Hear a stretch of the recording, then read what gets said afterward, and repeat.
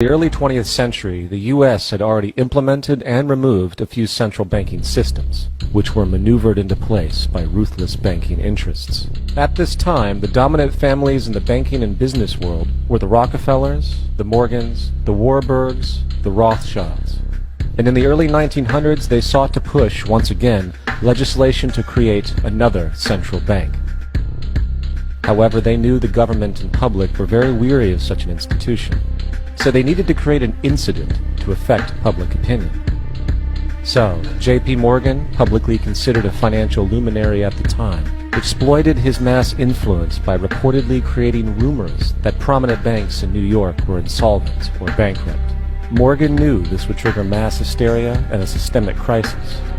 And it did. The public, in fear of losing their deposits, immediately began mass withdrawals. Consequently, the banks were forced to call in their loans, causing the recipients to sell their property, and thus a spiral of bankruptcies, repossessions, and turmoil emerged. Putting the pieces together years later, Congressman Charles Lindbergh wrote, "The King bankers put in motion in 1907 a great scheme. They had gambled and speculated on Wall Street until so many watered stocks and bonds had been manufactured. The King bankers knew the condition and informed the favored of their friends what was to come. There was to be a panic in the fall of 1907 that would be advertised as the result of our bad banking and currency laws."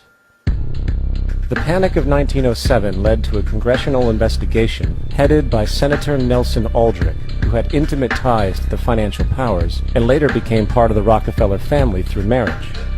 The commission led by Aldrich recommended a central bank should be implemented so a panic like 1907 could never happen again. This was the spark that the bankers needed to initiate their plan. And in 1910, a secret meeting was held at a J.P. Morgan estate on Jekyll Island off the coast of Georgia. It was there that the central banking bill called the Federal Reserve Act was written. This legislation was written by bankers, not lawmakers. This meeting was so secretive, so concealed from government and public knowledge, that most of the figures who attended disguised their names when en route to the island.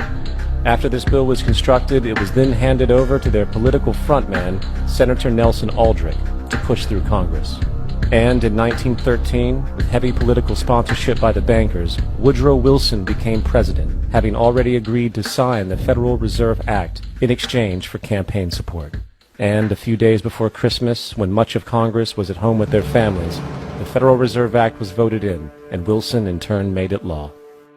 The night before its passage, Congressman Charles Lindbergh pleaded, "This act establishes the most gigantic trust on earth. When the President signs this act, the invisible government by the money power will be legalized."